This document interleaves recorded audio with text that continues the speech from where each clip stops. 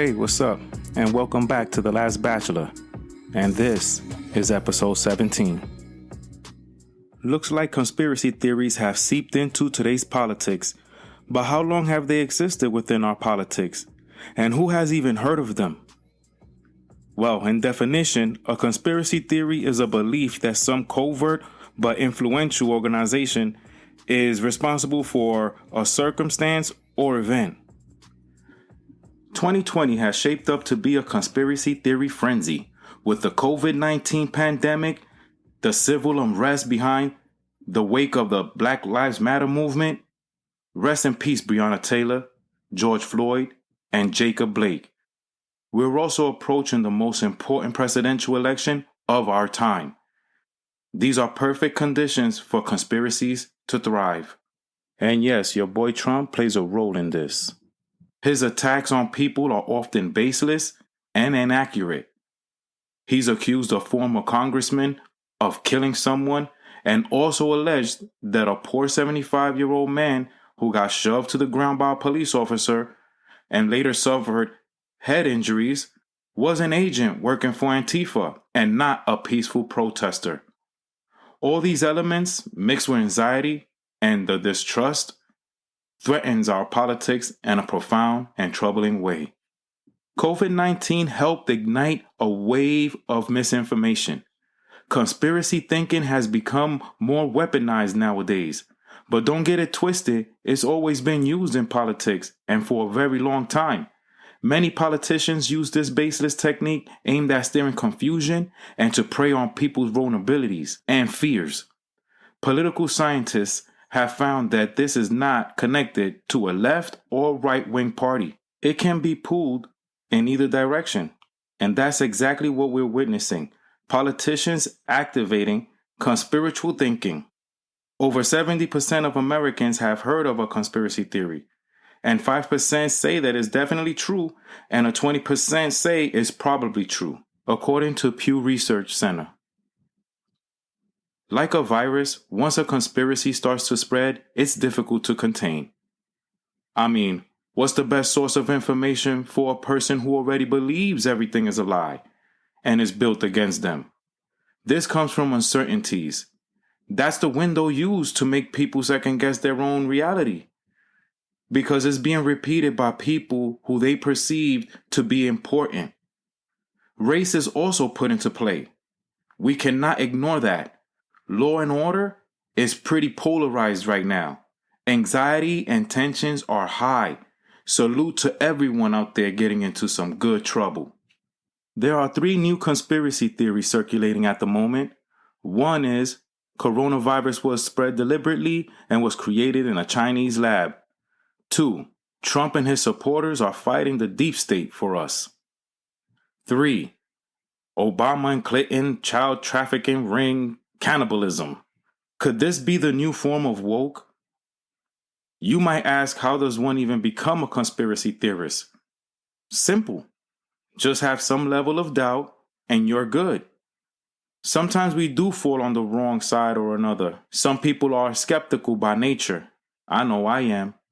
Conspiritual activators know how to persuade you into their mindset and ideology by reminding you that they know you feel this way.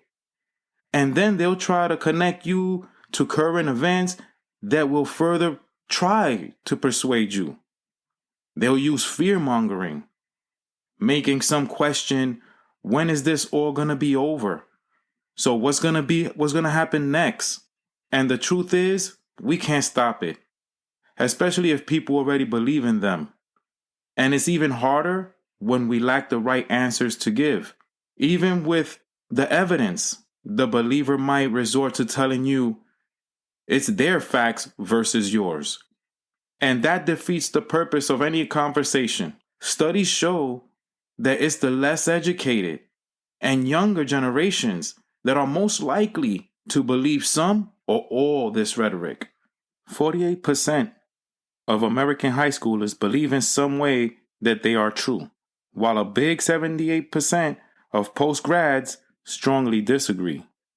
For as long as I can remember, I've heard all kinds of conspiracy theories.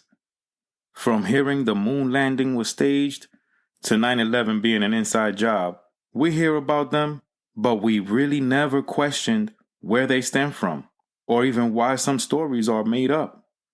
The origin of conspiracy theories stem from political events.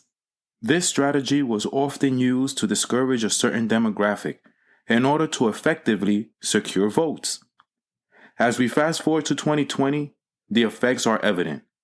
Behind the conspiracies following COVID-19, 33% of blacks believe the conspiracy is true, to 25% that strongly don't. Hispanics have 34% of believers compared to 30% that strongly don't. Mi gente, we're almost evenly divided. Meanwhile, only 22% of American whites believe in them, compared to 40% that don't believe in them at all. These are things that make you say, And on a serious note, many of us have friends and family members that have never voted or have given up on voting for multiple reasons. That type of attitude has made us neglect our most powerful right as citizens. It has divided our thinking because in today's world, information travels very quickly, but is less likely to be accurate. Only because we live in a time where the truth is ignored when the lie is much more entertaining.